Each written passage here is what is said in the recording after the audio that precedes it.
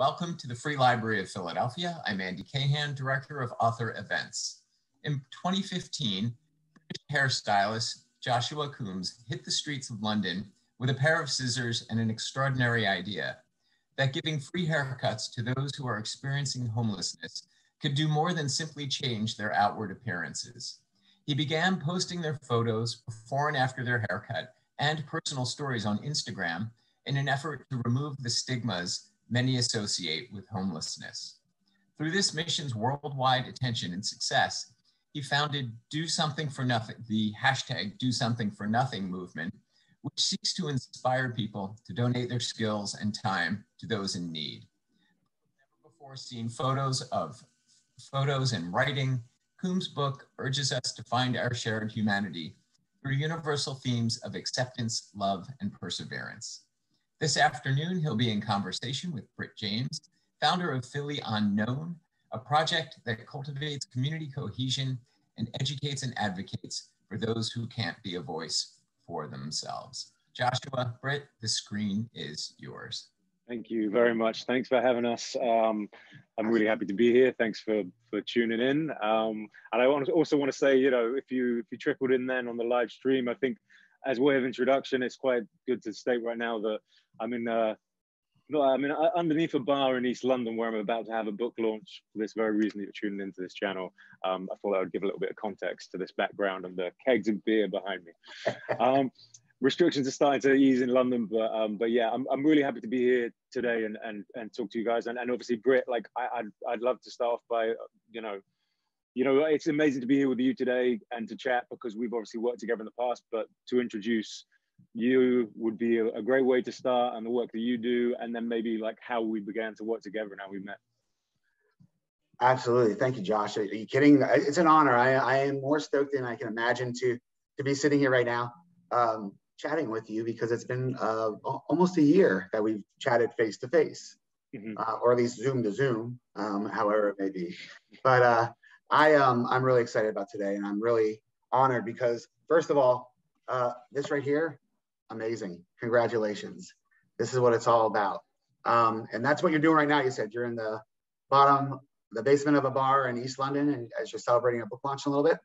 Yeah, we're getting people along. So it's an art exhibition book launch, but that's exactly it. There's copies of that just upstairs above me, yeah. Because the book just was launched in the UK recently, correct? Yeah, so it was published last week in the UK on Thursday and in the US the week before that. So yeah, it's been literally, this month, everything's, yeah, the last couple of weeks especially, yeah. Well, if, you haven't picked it up yet, pick it up because it's pretty good. It's amazing. The stories are great, so. But anyway, yeah, I'm Britt James. I'm the founder of Philly Unknown. I work with all types of community, especially people in need, those experiencing homelessness, those afflicted with substance use disorder and, mental health, and just those basic, day-to-day resources that people may need. So, and Josh and I, we met 4 years ago in New York City. And since then, we've formed a pretty good friendship where we've been able to share with each other, learn from each other, and also work together in the community, and not just, separately, but we work together in the communities. So, to be able to sit here today is great, but, one of our main purposes and draws together is the fact that we both are huge supporters and believers in humanity. And we both fight for the underdog as best as possible. But I think, what's so intriguing about what you do is the connections you make because of what you provide to them, and why I know the story, how did that ever start? How did you start to just give haircuts to those experiencing homelessness? Thank you, Britt. Yeah, well, I mean, it's a thing that I think we can all relate to, right? Walking around the cities and towns that we live in and walking by somebody who's living on the street at the time.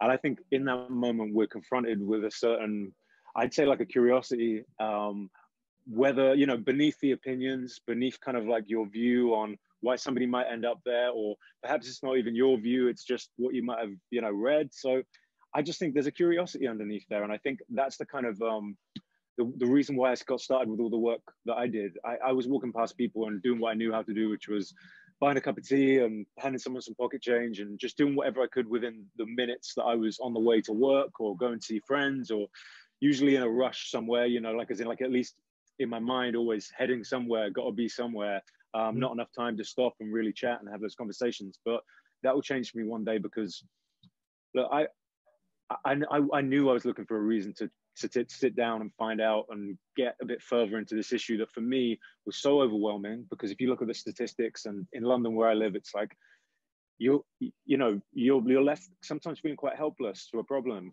to an issue, because you think, how can I do anything as one person? But I mean, I was working as a hairdresser at a time in a salon, and I was actually leaving my job, and I was on the way to cut someone else's hair outside of work to get some extra cash, but I didn't end up making it to their house because I stopped and I bought someone a drink and hung out with them for a minute. And it was a light bulb in that moment that I offered them a haircut, because I had all my things with me, like the scissors, clippers. You can pretty much do like a mobile version of a haircut, but like, you know, I was taking all the stuff I needed to someone else's house. So I thought, well, I'm gonna ask him whether he wants a haircut. And he said yes. And really what happened there was an hour spending time with someone, listening, being available, trying to like, I suppose there was a personal transition that happened really, which was like, I was thinking about it the wrong way, which was I was trying to think about maybe how do you solve this thing? Like how do we get past this as humans to help all these people I'm seeing? But I wasn't focused on the power of like me as an individual, at least going out and doing the things I can do, which is, okay, the haircut was great, but it was really that conversation that I realized struck me straight away, how important that might be, giving your time to someone to listen who, you know, who can feel, let's be really honest, like probably quite isolated from like society most of the time, that isolation that we can all relate to now during the pandemic, starved of those basic human interactions, like those day-to-day interactions. So yeah, you know, I handed him the mirror at the end after I, you know, gave him a shave and a haircut. And of course there was someone who like felt more confident that it was that first haircut that really just sparked what I am doing now, which is, you know, he introduced me to friends. I went out and did this on my day off. I started going out and doing this more. And the stories that I was hearing, it just dissolved every stigma as to reason why someone might end up in this position that I had before. You know, I was always empathetic towards people, but I also did buy into this idea that, you know, bad choices, mistakes, like someone must have, you know, kind of like, I feel that there was part of me that kind of might have, not consciously, but held some of those views as well. And within haircut after haircut, I was just introduced to so many more people who broke that for me. Well, it's interesting because I think you hit the nail on the head right there. Like, you know, people buy into all these idealisms as to why people are in a position they are in. And they always blame these factors without listening to their stories. And it's really hard to empathize with someone unless you really know their story and you are able to experience it with them. So it changes your viewpoint a lot. And, you know, that's something that's really difficult for people to do. Yeah, Britt, and that's why I think it's so important, the work that you do, and why we connected, to go into that a bit, because I think what is really important for me initially, whether I'm giving a talk, having a conversation like this, it's important to address what I think is like society's elephant in the room surrounding this issue, which I think is, of course, like there is a lot of people you're going to meet, you're on the street, where you're going to see a surface issue immediately that you're confronted with that's sometimes difficult. And I know people have problems with it, which is substance abuse, which is addiction, which is, you know, the byproduct a lot of the time of living on the street, or the byproduct of an issue that you might have had before. But the masking of kind of, you know, many things that you don't know about yet, but on the surface, that can be, sometimes you're seeing a behavior that it's not a usual interaction you might have day to day. Someone who's addicted to heroin, or someone who's looking for the next score of crystal meth, you know. And I'm not saying that's going to cover everybody here, but I think it's important to address that, because I had that same issue here in London. A lot of people's first immediate reaction when I started doing the work I was doing was, yeah, but you know, I never really give people, I'm never sure to give people money because they're just going to go and spend it on drugs and alcohol. And of course, like there's a lot within that sentence that, like, I think is really worth exploring. And I think through the work that you do, through your own personal experience, through us going out on the street together in Kensington, you know, a neighborhood in Philadelphia that is almost infamous now for some of the difficulties and the kind of the way, you know, that you're trying to like get in the community and change that. I'd love to hear your insights as to like maybe what your take is on like how we kind of like help people through that barrier to be able to sort of connect to the humanity underneath. You know, and I'm glad you brought it up. It's funny because a lot of people who, when they think about people who are experiencing homelessness or, you know, living with homelessness or, you know, close to being homeless, that it's because of another issue like substance use disorder or alcoholism or something along those lines.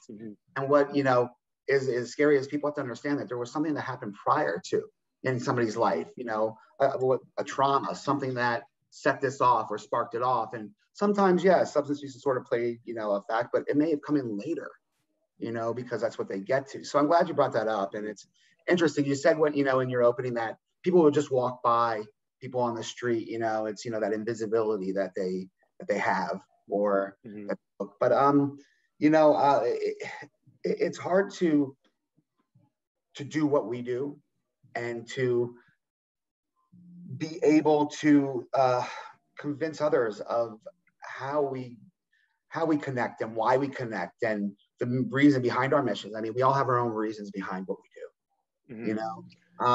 And I know that's not answering your question that you asked, but honestly, it's hard to answer. I mean, I totally with my version of it is this. I feel like I never try and point fingers or make anyone feel guilty. I just look at it as like quite a real part of this thing that I think is probably the number one reason why sometimes people are dehumanized and sometimes people are left by the wayside, because a lot of the work that I've done in the United States and in different cities, you are going to end up with that area of time. And I can imagine most people logging onto this. Thank you all, by the way. I'm very appreciative of the fact there's humans watching this in different places right now. That's crazy. All of you know what it's like to be in a city, and I think specifically in America, where you're going to have a tent encampment spring up. It's going to, you know, turn into like a certain area of town that people most of the time aren't walking through, just driving by. And I've been to so many cities in America where what happens then is, yes, there is those things, and yes, there are mental health issues, but the way that people are kind of put aside like a stepchild of the city that, you know, no one wants to see. Right. A lot of that is because of this stigma that I think is there. That's kind of, well, it's like the idea is when you see someone using drugs, you think, well, it's reckless. They're making that choice, and you know they're clearly not trying to help themselves or better themselves. But I suppose to answer that point, from my version of it, is just that, look, in this book, you've got a bunch of different people who were from all different walks of life. Not people I specifically put in and slotted in that I thought would be a powerful message. They're just literally people I met in the run up to making this book. And yes, some of them have had difficulties with what it is we're referring to, but others haven't. So there's that side of it. But the people who have that I meet, as you said, I have seen so often people who just the elements and being outside and the isolation and having to find a place to sleep underneath a railway bridge at night when it's cold in the winter, there's that side of it that it follows the conditions. But more often than not, what I try and do in this book is have a human conversation and try and, rather than relate to homelessness in a way of the economical side of it, which I think some people can understand, which is being a paycheck away. A lot of people, especially now in a very insecure place, like we can relate to that side of it. But I try and talk about the pain we experience in life and the trauma that happens in life, that sometimes one event can really make you spiral psychologically. And I often say, if people wanted to put it down to one reason, which is very difficult to do as far as, you know, why someone might end up experiencing homelessness, usually it's like that lack of support network emotionally. Because if you've got one person in there, thick and thin, who's going to love you unconditionally and keep coming back for you no matter how low you fall, you've got a better chance of making it. And Britt, I'm sure you see day-to-day people, mate, who like, you just know that there is that person in there who could be that story of redemption that we all love so much in life. You know, when they're in the gutter, imagine fast forward 5 years and they've got their own business. We love that story. We'll hold on to that story and watch Netflix for that. And like, you know, that movie is like such a perfect narrative, but I see that in people I see, but they just haven't had that emotional support at this time. And that's kind of how I see it. And it's difficult for them because, you know, because nobody has given them that support. Nobody believes in them, or nobody's ever sat down and listened to them and heard their stories. I mean, and it's interesting because, you know, there's a lot of people out there doing, you know, exactly what we do. They're giving back, they're giving hope, they're they're providing those who need it with, you know, some type of resource, you know, which is great. But, you know, what's interesting to me and what I've learned from you is that you've taken this on, and you haven't just taken this within your community and within, you know, London, you've taken this on a global scale. You have not just, you know, been focused where you, in your own neighborhood. How did that happen? How did you come about that? Because, you know, it's enough work for me here in Philadelphia when there's also 100 other organizations who are doing and trying to do what I do. Yeah. How were you able to do that? Like, what prompted you to do that? Yeah, it's a really good question. And I think it's actually one of this important to answer the how and the why it's important to like look at things on a global perspective as well for me personally, which is like, so I started cutting hair in London and I was still working in the salon at the time. To go a bit back on my story, which was, you know, after a few months of going out and doing this on my day off and meeting more people, I realized that this is something I wanted to follow. And I left my job knowing that I wasn't exactly sure what the next steps would be, but I needed to keep doing this. And I started to travel. Before I was a hairdresser, I was playing music and I was in a few bands when I was younger, and I knew people in different cities where I could maybe go and stay on a couch or have a spare room. Or I started just taking my backpack to new places. First of all, it was like other cities in the UK. Then I went over to Europe and sort of, you know, everywhere I'd go out and I'd do this. And sometimes there was a language barrier, so I'd work with someone locally who would go out and translate for me. And then over in America, that was just, it was strange because I suppose I didn't plan necessarily to keep going all over the place, but then as I was doing it, I realized, yeah, this is really important, because to represent this human action, something simple like a haircut in different areas, what it does is, okay, it shows that wherever I went, wherever I was going, there's these simple ways that you can go out and kind of connect with people and listen, and that this giving your time to someone, this like putting more value, as I said earlier, reclaiming that, like that kind of feeling empowered that you can get out and do something. It acted as a way of starting to inspire other people in these cities. So every city I'd go to,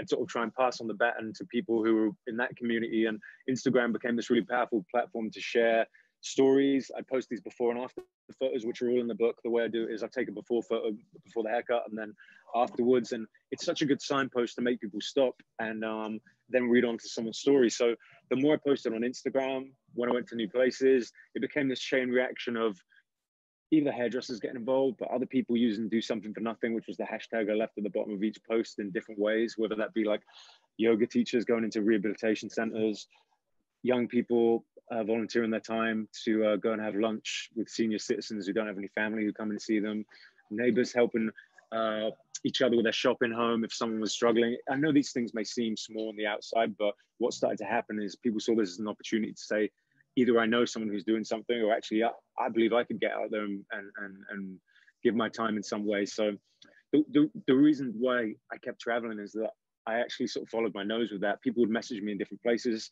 I started to collaborate with like different people doing similar things, yourself included, like trying to find a community of people almost like in different cities who I'd just get to know, support each other's message, and try and cultivate what I feel like is anyone who gets into charity does it, I believe, for like the right reason. But I'm trying to also work out what all of us can do in our own way, where like sometimes volunteering your time for a soup kitchen is the best way you could help, but other times there might be something you've got like that you can give, and not forgetting that just turning up for someone and listening was always the main message.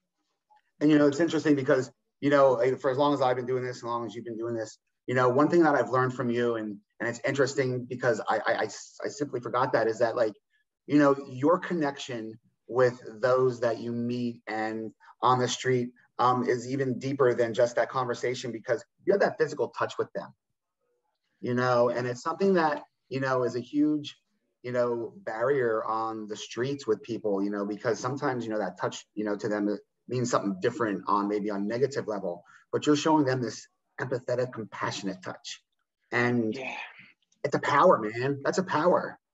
Well, yeah, and I guess it's like with all this stuff I'm doing, like it's very important to recognize that what you've got here is like me as Josh doing this, and I'm spearheading this stuff to be able to put these stories out there and try and play a conduit for all these people I've met and honor the people I've met in this book. Because the truth is, really, I want to be able to, for those stories to flow through the work I do. But it is important to recognize the power of something as simple as a haircut, because I can remove me from the scenario as Josh and be like, that's anything and anyone and any action that's similar to that. Because, you know, we think of the stuff that makes us feel like us each week. I'd love to actually put that as a question to people, not to answer, but just to think about now, like, what is it that makes you feel like you each week? What is it that makes you feel like, what is part of your identity? Like the music you like, maybe the art you like to hang on your walls, the clothes you wear, the soap you use, the car you drive. I don't know. My point is that when you're living out right in the thick of it and on the street, and you're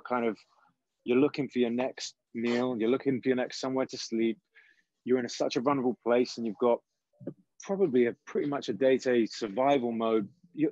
All those things of like those layers of who you are that makes you feel connected to you, most of the time they're quite stripped away. And providing those things for someone, like whatever they may be, I just think those things outside of what help looks like from the immediate. Of course, we need like the systemic change that's got to come with this. We need more affordable housing. We need to provide people with healthier food and better sanitary conditions in these areas. It's like all these fundamental things are very important, but the haircut's nice because it's like this sort of, you get to chuck it in there, and it's a bit of like, we've been on the street together, man, and you know, it's like this sort of, oh, cool. It's like this surprise, like, yeah, I guess I wasn't thinking about that. Or maybe it's like, oh my God, yeah, I was like, God, I can't wait to get my haircut for ages. But it's like this little moment where, yes, it's not the first thing on your agenda, but that's sort of what makes it cool, because you deserve to feel good, man. You deserve to feel good, because stripping someone of their dignity, what's going to happen? Are they going to start becoming more of a decent human being, or like kicking back against society, like kicking back and digging themselves and maybe others around them in a hole? It's like giving someone a little piece of their dignity back. Is like, that's not mine to give. It's about recognizing it. It's like, I don't give the same way as like, we don't give people a voice, we amplify the voice. They have the voice, it's just being an amplifier. And I think the haircut, to touch on that, or anything therapeutic like that, I know I need that in my life, where I'm like, you give up trust to someone behind you when they're cutting your hair, and you kind of got to relax. And that does happen, which is nice, because whether it's this big transformation sometimes, which is great when I give someone this big shave and they look completely different, but honestly, my favorite moments are when you just see someone's shoulders up a little bit higher, and someone's worry lines on their forehead relax a bit, and they've got to have just gone like, oh yeah, cool, I just had that hour of like de-stress, just let it all go, you know. And it's funny you say that, because we've been New York, Philly, Miami, and there was when we were in Miami, there was one gentleman that we met sitting on the corner the first night when we were sort of scoping out where we were going to go, as we did our little surveying of the area. And I remember he was the guy that we did very last, the day that was an 8-hour day. It was an 8-hour brutal day in the heat, which was, and we didn't even think about that. But to see his face light up, and to see that confidence and that spark in his eyes change, who I'm talking about, the gentleman from Michigan who was stuck, Yes. and that's empowerment, so it's not just making them look good, you're empowering them to feel good and to take self-control over yourself. So this amazing.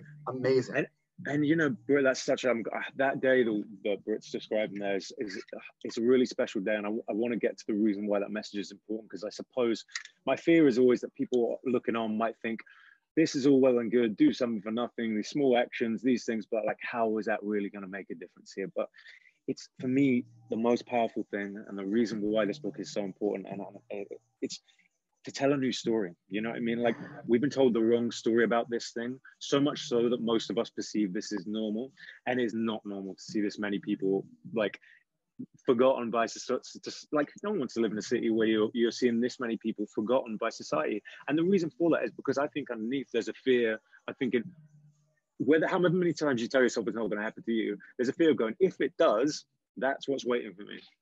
And it's like, I just know that there's a new story to be told. And that day you're talking about in Miami, that neighborhood just neighboring Wynwood and Miami is Overtown, right?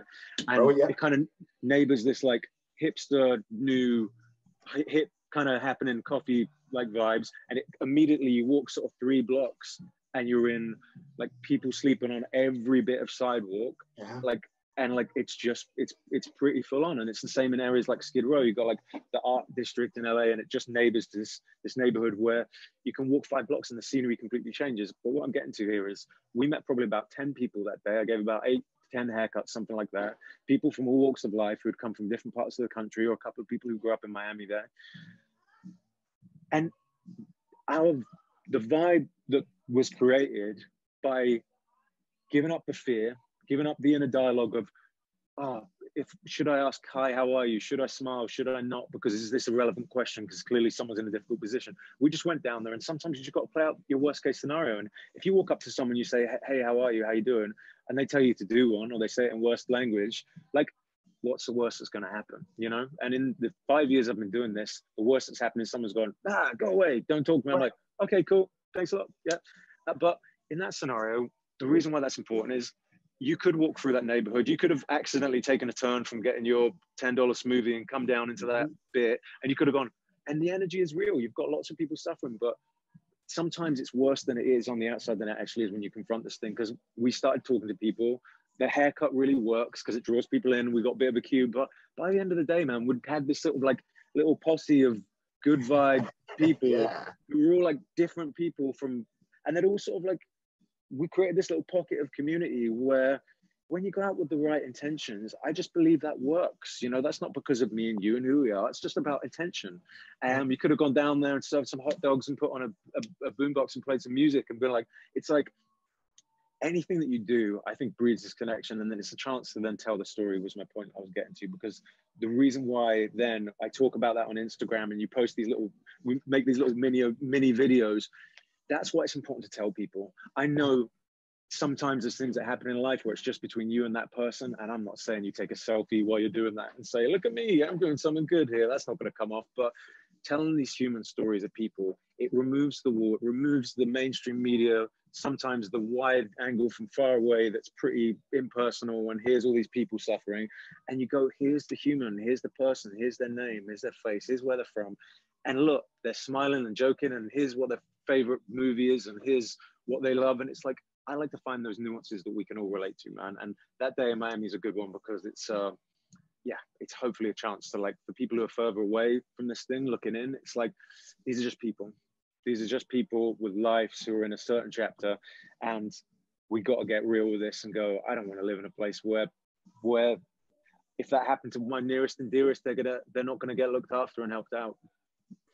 And you hit the nail on the head right there, and it's what I was going to interject and say. I think what people tend to forget is that they're the same as you and I.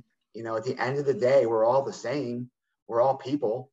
We're all human. You know, regardless of what paycheck we have, or what house we live or don't live in, or what car we drive or don't drive. And, you know, everybody comes from somewhere. They had to start from somewhere. So to be able to get out there and to be able to make these connections, and I think that's what's so important for people to realize, is that in order to do what you do and what I do, it's to make those connections. It's not just handing them, you know, a bottle of water or some bits and bobs and saying to them, you know, have a great day, you know, God bless you. You know, it's making that connection and making a difference. And, you know, you've done that, you know, not just within your community, you've done it in communities across the globe. And, you know, I've seen, you know, in Philly and in Miami and in New York, you know, the faces light up and the people that you connect with, and, you know, and that's a gift, man. That's a gift. And well, thanks. Cheers, Britt. And like, that's why I'm so happy to chat to you today. And I'd like to say that, look, like, I really appreciate everyone coming on and listening to this today and like participating, because it's look, do something for nothing is just 4 words that mean this to me, but it's something that's a human.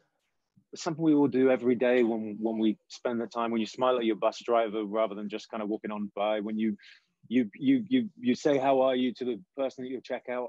These things, like, we're living in especially I'm in London, right? I'm living in a place where I'm like, you can go a whole day in one of the busiest cities in Europe without talking to anyone, without trying very hard, you know, because we live now in this time where we're not only distracted and we're here most of the time, but we're also kind of isolated in these little pods where you don't know the person next door to you anymore. And I'm like, do something for nothing is just a little reminder of this, like, but it's something that's inherent in all of us. This is not new. This is a reminder. This is like, here's a version of it that I think is important. And in the book itself, it's, you know, a document, I think, that's just the people within it. It's about the themes and having a bit more depth to explore the kind of themes that run underneath this stuff, the things that I had to really think about and learn as I was on this process, questioning words like, you know, that I kind of thought I knew what they meant for a long time, like, because like something like empathy, take that, it's like, I used to always think of myself as like a liberal, left-leaning person who like believed in people and wanted to kind of understand, but to actually sit down and like listen to someone, I realized that I probably was. So actually there's a guy, I refer to this guy in the book called Nathan. I met in Brisbane, Australia, and he talks about this, and he says, sympathy is such like a useless emotion. And he's talking about, like, I don't want sympathy. I don't want people to feel sorry for me. And I think I might have felt like that before. I used to feel like, oh shit, God, poor you, you were in this position. He's like, I don't want that. I want someone to try and build a bridge of empathy. Even if like you walk one step on that journey with someone, even though you're holding your hands up and going, I don't know what it's like for you, man. I don't know what it's like for you right now, but I'm gonna try. I'm gonna sit down and try. And I love what he said about that, like sympathy and empathy. Like I used to probably, like for me, when I started going out and doing this, I think initially I was thinking more about the I'm helping you side of this. I'm over here, you're there, I'm coming to help you. And it's like that quite quickly was, that changed for me very quickly. It's about a connection. It's about trying to form a connection that I talk about what's going on in my life too. I'm not interested in getting straight to the root of like, why exactly did you become homeless? I'm like, let's just talk, chat, have a conversation. And yes, of course, I can't deny that. Yeah, I'm going to sleep in a bed tonight. And like, fuck, that in itself is like, of course, puts me in a different scenario than you. But I feel the worry, I think, is that whilst you're stood up here and someone else is down there and you have and they don't, right? It creates some kind of pity and some kind of scenario that a lot of the people I talk to, they know it's rough for them right now, but they need someone to just throw them a bone and go like, okay, like I'm gonna at least try and get what it's like for you right now. And everything you said there, so you know, once again, hits the nail on the head. I always often say to people that, like, you know, until you start to empathize, you'll never really understand. You know, there's a lot of people who give sympathy, but do they really give sympathy? You know, is it really, you know, sincere? And why are you sympathizing for them instead of, you know, trying to get to understand it? So, but, you know, there's a question that was asked here, and it's asked by Megan. And it's something that, you know, I think a lot of people is on their minds, but she wants to know, she's curious to know how COVID has impacted the communities that we serve. Mm-hmm. And how has it impacted you, or, you know, since this has began, COVID, you know? Well, it's been tough. It's been tough because I tried to keep in touch with a lot of the people I'd see, like in London. You know, I take people's numbers and I do try and call people. And I think I might answer another question I saw pop up as part of this question, which is, yeah, I do keep in touch with people. And I do kind of, whenever I'm going out and cutting hair, I try my best to keep in touch with people. Obviously, it's like a very transient, the nature of being on the street, it can be very transient. You lose phones, you lose contact with people if they haven't got social media, which oftentimes maybe they don't. So there's some people it works, and you know, I'll know them for, you know, years beyond, and other people I'll never see again. And I've had to come to sort of terms with that and leaving that up to the universe in some ways. But I'll always try my best. And on that note, like, so people I kept in touch with London, it was really difficult for them, especially at the beginning of lockdown, because they're like regulars, as it were, the people who did come and see them and be like, hey, I'm checking in on you, or maybe, hey, I'm bringing you something. That all stopped like pretty much overnight when it was locked down in London, and people were left in this ghost town, but without anyone to help them. And then people started getting to put into temporary accommodation and housing and that kind of thing. But honestly, now I'm really getting the insights into what that stuff was like. The government over here was putting it out there saying, here's how many people we've got into hotels, here's this thing, these little infographics on Instagram. And, you know, my mate Kai, I spoke to a couple of weeks ago, cut his hair. He told me that he had to leave on the second night because he had bed bugs and he was itching all over his body. And this is like 8 people sharing a bathroom in some of them, even with COVID friendly. Not all of them. And also, one thing I want to get straight is people who work at these hostels, people who do the hours and put them in, amazing people, incredible human beings, just underfunded. And the conditions that were brought about to help people with COVID, it's like I'm starting to find out they weren't all that cool. But yeah, it was difficult for me on a personal level because I had to stop doing what I was doing for a bit. Like proximity is a thing when you're cutting hair and you're really up close. But I actually, in the build up to this, I was meeting everyone who's become part of this book. And then when lockdown came in, that's when I wrote, I had the chance to actually do the writing and turn in the manuscript last year. But honestly, now I'm really I'm really aware of like getting out there and talking to people, and I'm getting back out on the street and cutting hair again and doing that stuff. And trying to find out what it was like for people, because I'm really interested in making sure we kind of highlight what happened and what didn't. Also trying to take some of these moments from the pandemic and try and instill some better values moving forward, as I said, relating to the things that we can all kind of collectively empathize with, that isolation, that kind of like, yeah, those things. And it was really hard during the pandemic when it first started, because, you know, it's difficult when you have a stay-at-home order and you're forced to stay at home. But what happens when you don't have a home to stay in? You know, not just that, like, I think what people fail to realize is that they don't get the news on the streets that everybody else does, unless there are outreach workers, or unless there's people like you or myself that are able to be out there spreading that news, giving it to them. And, you know, it really put, you know, our missions into a different, you know, tailspin. And, you know, it was one of those, we had to relearn how to do the things that we were so used to doing. And, you know, COVID changed all of our lives, you know, in some way, shape, or form. So, you know, Zoe says, when are you both creating the justoneperson.org? So those of us who want to be just one person to someone at risk, so inspired. Thank you so much, Zoe. That's very cool. But then she also wants to know, has a documentary been made? And if not, when is that happening, Josh? Well, actually, that's a really good, well, thanks.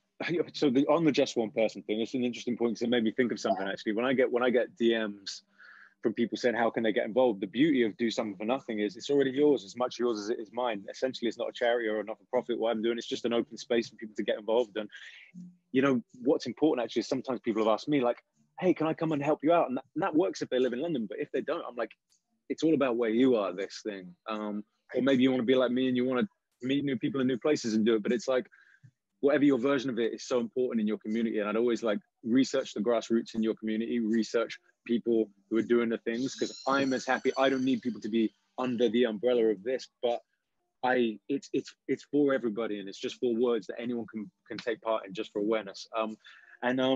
Yeah, and what was the second part of that question? The documentary. Oh, documentary, yeah. That's, you know, that's very rare. I pulled back. There was a tangent happening, and I pulled myself. That's all right. No, well, I was going to actually like, but the documentary, yeah, the documentary is interesting because also that is, there isn't a documentary or anything. I've done a couple of things with bigger media. There was something that went out on National Geographic that you can watch called The Story of Us with Morgan Freeman, and that was a sort of piece where they came and visited me in London along with other people doing different things in the world. So you can watch that. But there's also, I've learned as I go to sort of use my camera and try and record these moments. And if you look on my Instagram, which is at Joshua Coombes, then you keep on scrolling, you're going to see these video pieces of moments spent with people that act as these little mini short films here and there.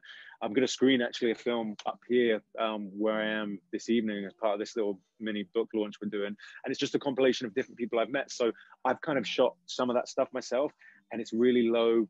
It's not about high production, this stuff. What it's about is some of the words people say and share, some of the moments when you're in a position that's so vulnerable and becoming increasingly difficult. There's these truths I feel are just so important for all of us to listen to, and not to sort of sensationalize them. Or I just know that there's people I meet who have become, they're the most real interactions I have in my whole life, man.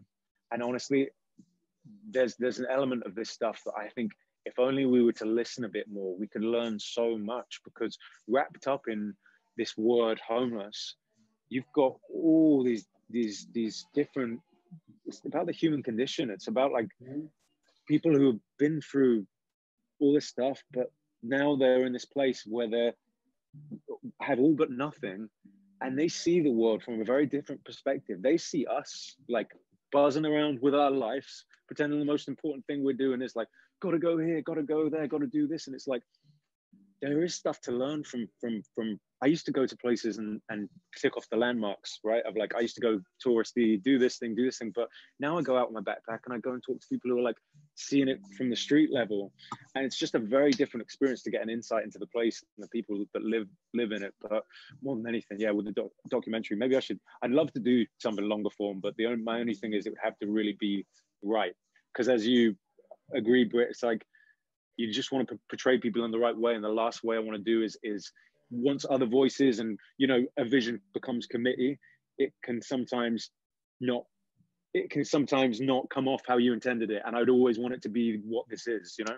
And a lot of people sometimes when they see that we post photos or that we post certain things, they look at it as that exploitation aspect in some minds. Right. But that's one thing that, you know, the two of us do is we don't do that. We actually, well, we got the permission, but we also aren't showing people, you know, at their worst. We're showing them as they are, you know, and that's important for people to remember. But it's really hard, you know, it's a fine line for what we do to take the pictures and to be able to put those faces out there, because as I know, even with the documentary I did, I was insistent about if there's any faces, they needed to be blurred because this is somebody we're talking about. However, when we are on that connection one-on-one, it's a different level, you know? So, you know, I have somebody here and that's asking a question like, you know, because you have traveled all over and they asked, how have you financed it? She also says that she's very overwhelmingly inspired by you, but how have you been financed? I mean, I know you've had collaborations and partnerships, but go ahead. Yeah, that's a really good point. Because also, like, anyone listening to this, it might think, oh, this is great. But like, you know, I mean, I did quit, you know, how do I, I've got a job, I've got bills to pay, I've got rent, I've got kids to feed. We're all trying to survive and this isn't accessible in the way of like dropping all your things and going out there and doing all this stuff if you've got stuff that you need to do in your own life. But my thing is like, I know that, I mean, I started this like basically doing what I did, and then I left the channel. I had to keep doing this, and I found ways to keep doing it by trying to just rely on friends and immediately rely on people around me. But now I give talks. So I give talks in schools, the education part of this, I give talks in businesses and brands, and do something for nothing is like everything I do. And it has been, I haven't been paid for a haircut since, well, like 2016 now. And I've just found ways of doing it. It's not because I'm sitting on a trust fund. It's just I've had good people around me. There's been times it's difficult, but I've now managed to work a wage that I was getting the salon out of giving talks, out of doing events. Obviously not this one included, like anything that to get the message out there is great, but I've spoke at things where I've worked out to like get paid for that stuff and keep the engine sort of fueled to move forward and keep doing it. But yeah, talks is something I'm really interested in as well, because when I go in and talk in schools and, you know, 15, 16-year-olds, it's really important to try and, I don't remember anyone coming into me just talk about this stuff. I had to try and work those things out for myself, and it's okay to like open a space and a non-judgmental space to ask those questions you want to ask. And if I can provide any insights, which is so nice, because we'll have a Q&A afterwards there where we have a discussion and do a bit of a workshop, and yeah, just get this stuff out there, and that's kind of, but talks and events and all that stuff is how I keep doing what I'm doing. You know, Susan has a question, and I'm going to sort of just like answer a little bit there, but she says, how have you been able to work with persons with serious mental illness who are maybe disoriented during a haircut? And I sort of just want to answer from my experience that, you know, it's once again just, you know, being able to listen and to empathize on at least my level. How about you? Because we've experienced it together, you know, where there's been people that weren't, you know, in the right mind, but yet you still gave them a haircut, and yet we still gave them compassion bags. But you know, how did you handle that, Josh? Yeah, it's a really important one. There's such well, okay, so I've got a following thought from that question, but to answer that, it's not easy. Like, I'm not going to sit here and say it's easy at all. It's very hard. Like, it's very hard sometimes when someone is, you know, hating on themselves so much and hasn't got control of like what, you know, the moment they're in right now, because they're going through so much pain, and that can come out in all kinds of ways and all kinds of different behaviors. You've got to use your wits and read energy, and it's not something you can sort of whip. I haven't gone for any training for that, but I just try and like use my radar of like, nah, this person doesn't look like they want to talk to me right now. Mm-hmm. And that's totally cool. And there's no point of me trying to invade their space if they look like they don't want to talk to me. And other times I've gone a little bit further and gone like, I'm not sure about this person. We're going to say hello anyway. And that hasn't gone too well. Okay, see you later. Or they turned out they've actually gone, oh, hey, yeah, how are you? Like, and you spark a conversation. But honestly, I've spent time with people who've been in really difficult positions, and sometimes it's not all that easy. But, you know, those people still, like, you got, imagine someone in that situation already being in those difficulties and, like, again, just not having any human interaction, not having anyone come and say hi and see how you're doing. You know, I know some of this stuff is difficult. That's why this, you know, it's charity and giving back, or whatever you want to call it. Everyone, the semantics are different. Giving back for me sometimes. It's like, it's whatever your version is. It's like it's not this soundtrack playing and it's all beautiful and lovely. It's a challenge, but guess what? That challenge is like incredibly rewarding, because you don't walk home going, pat myself on the back, I'm a good person. You have a shared experience with a human that if you end up, you're very aware that it was probably better that you had this interaction than if you didn't. And it's good for you as well, because it's a symbiotic thing. Like, it's not just for that person, is it? Do something for nothing in itself is a bit of a not true. It's not true, because it's not for nothing. There's plenty that you get back for these kinds of interactions. But what I was going to say is, I remembered a Uber drive. I was in Philadelphia with you, and it's when I was having a difficult time and I had my injured foot. And not just that, it took you 5 hours to get into immigration. Yeah, I had a very difficult entry to coming in, and then I had this foot injury, so I had to stay with you for a while. And I remember coming back in an Uber from a clinic I went to, and I remember talking to this girl who was driving this Uber, and we were having a conversation. It was one I really needed as well. And she was telling me about what she did during the day, and she was like a mental health care worker. And she told me she loved her job, absolutely loved her job, but she's going to have to leave it soon. And I asked why, and she said, because it just doesn't pay me enough. I can't afford to do this. I can't afford to do. I said, what are you going to do? She said, I'm going to have to do Uber full time. I was thinking to myself, I was like, you got this bright, beautiful, amazing human being telling me how she loves her job, which consists of caring for and holding space for some people in very difficult mental situations. And she's having to leave, and she's about to pack it up. So that, in a nutshell, shows us, to follow on from that point, that we all know what it's like now to be aware of our own mental health, and when you're not aware of it, how that can spiral. This conversation of mental health is becoming much more popular among all of us in society. So I really hope and pray we're starting to understand it, that on this level we're talking about, we have to provide better support. It's so underfunded. And there's therapeutic care, just to finish this point, because I know you've got, and I really want to hear your insight on this, Britt. It's like, just because someone's in a really difficult position, like, you can still therapeutically get somebody to such a better place. It's like, there's a spectrum for mental illness. Even if you're diagnosed as someone who is schizophrenic, and you know you've got this problem and it's with you, but there's a magnificent scale of how much better you can feel and how much better you can feel looked after on that scale. So, like, we got to get better and understand this thing, and we got to try and interact with it. And it is difficult sometimes, but I'd love to hear your insights, because where you are in Kensington, you experience this like day to day. Well, you know, I think it's we have to get rid of the stigmas, is what we have to do, and it's what we're doing with what we do with our work. But you know, it's something that, you know, people, we're underfunded.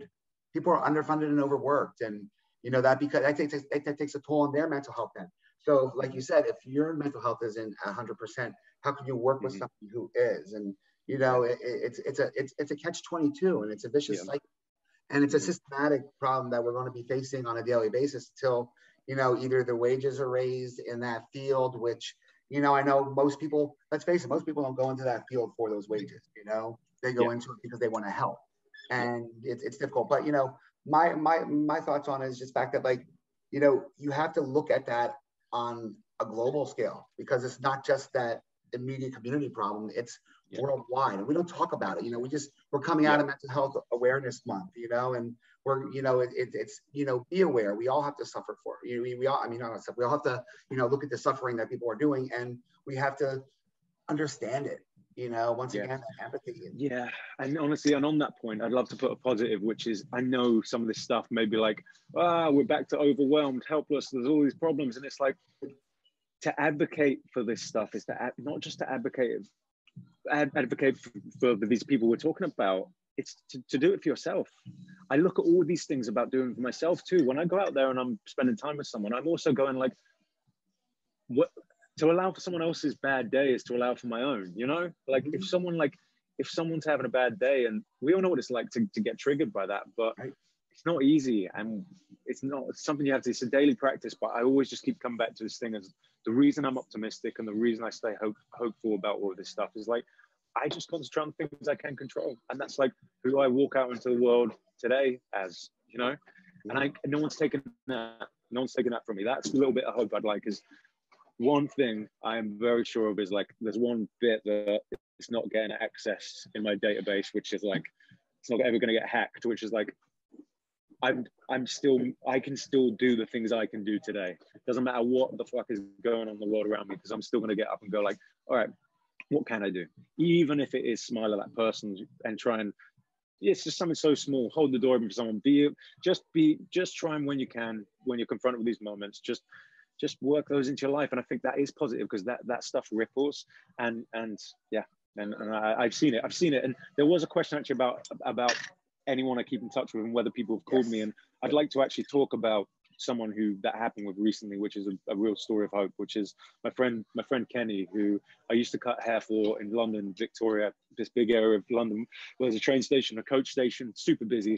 Kenny was sat outside many times. I walked past him and I stopped to speak with him, and he really was in this position where hundreds of feet walking into the train station, rush hour, and he was just this guy sat outside asking for some change, and he was experiencing homelessness at the time. And I went back, I cut his hair once and we hung out, and I went back to see him again. And I often go past this area, and then one day I didn't see him anymore. And that was it. And I was like, you know, oh God, I don't know what's happened to him. I tried his number, it didn't work anymore. But about last year, towards the end of last year, I got a message on Instagram, and it was him from his girlfriend's account, his now girlfriend, saying, Josh, I don't know whether you remember me. And he sent a photo of himself and he said, it's Kenny, you used to see me outside of London Victoria Station. I just wanted to let you know that I'm back in Burnley, where I'm from, which is in the north of England. I mended the relationships with my family, and I got a job again, and I got my car and this thing, and we got on the phone, and now we're mates, and we're talking all the time. We're talking, we're here for each other. And now Kenny's like, I cannot wait to come back, because I want to go out on the streets together, because I think I can really help people and share the fact that I was there when I was living there. And honestly, the stuff he says to me, he's like, I used to think about homelessness in this whole different way. And he said, I always stop, and I stop at everyone. I said, now it's like his thing where he can't not. And he's like, but he's this person who, you know, that's not about me. That's not about Josh. He just says to me, he's like, just the fact that someone bothered to care about me and talk these things through and gave me a different perspective. It gave me objectivity in a situation where I had none. That is one of the most beautiful gifts that is part of this. Because I saw another question. I don't know if I'm going to be able to name 3 truths, Rob, because I think we're run out of time. But one truth to take away from this is that the objectivity that you can provide for someone else by turning up and showing up for them can be incredibly crucial. And if it comes at a difficult moment, like if someone's like horizon of where hope is so far away and they can't see it, you know, you might just give them a glimpse of it, like there, that was like too far to kind of like to actually visualize. And like, there's something to be said for that. In my own life, when I have my own problems and it's been difficult for me, I can go, this thing, whew, I can talk and talk and talk and talk. And as soon as I let it out to someone, they give me a little bit of objectivity and go, whoa, hold up, I saw that differently. How about, maybe you're thinking about this, and you just get to see another perspective. And that is the truth. I think you can never place, like, that's so valuable to people when they really need it. And that is the truth. That is so true, as you said that. And it's, you know, got to get out of your own head sometimes with it. You know, there's a lot of other questions in here about, you know, people, you know, offering to, you know, different organizations. And I think it's, you know, we're not going to be able to answer them all, but, you know, if you are interested in contacting Josh, of course, you can always follow him on Instagram at Joshua Coombes. It's 2 O's, Coombes. And on there is his email as well. And you can, you know, send him some of the information you're saying here in the questions. You know, his organization, Do Something for Nothing. I mean, those 4 simple words. And it's not even an organization. I don't even know why I say it like that. It's a movement, right? It's a movement. It really is. Yeah, and it's for sure, Britt. And like honestly, mate, thank you. It's been really good to talk to you again, because one thing I'd say is like what keeps me going is, you know, being able to link up like we do and share experiences and do that in real life. And I'm hoping again in the future, like actually together face to face when this chapter's behind us. But I just say to anybody, you know, whether it's on this call right now or maybe we've cut this into some social media clips to play afterwards, but it's like, I get it. I get what it's like to be scrolling your phone and reading all these articles and being received so much information and the negativity and all the things that happen around you. But there's going to be someone in your community who's trying to get up and do something differently.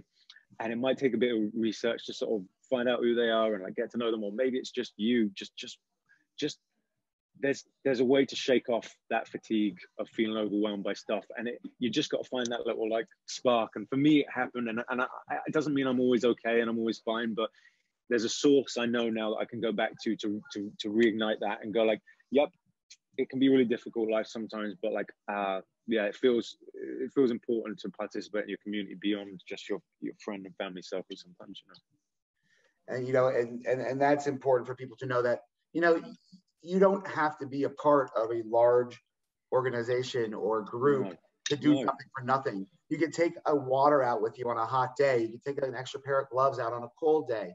You could just give somebody a smile or say hello as you walk by, because that means more to them that you recognize than anything.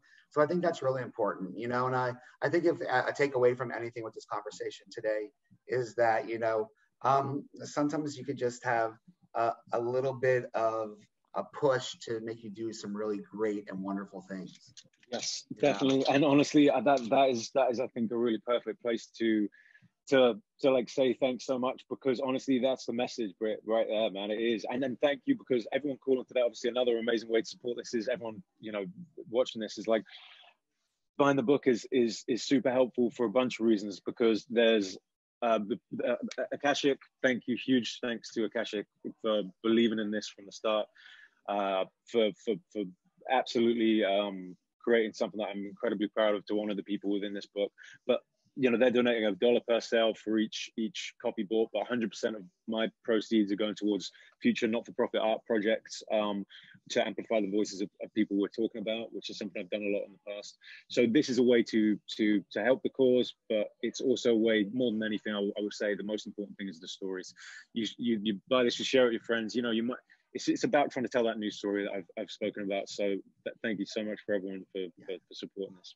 Absolutely. And Andy, you know, with Free Library, thank you so much for you know, hosting this event and getting this together, you know, and you know, thank you so much for allowing me to have this opportunity to speak with, you know, Josh, because, you know, it's been a while, like I said, and, you know, we are on very similar missions, and being friends has been, you know, helpful to each other. So once again, you know, I'm Britt James. I'm with the Philly Unknown Project. We operate right here out of Philadelphia, but we don't stop here. We go above and beyond as well. You could always find us out there. But in the meantime, if you have not done it yet, make sure you pick up a copy of Josh's book. You know, you can order it. There are some bookshops out there that have it. Do a little research. Get his book on Do Something for Nothing. Find out about the people he's encountered. There are some amazing stories out there. You're going to find out that these people are just like you and me, if not sometimes a little bit better. Yeah, exactly, man. Yeah. Thank you, Britt. Thank you guys very much. Appreciate it. Thank you, my friend. Have an amazing day. Cheers. Take care.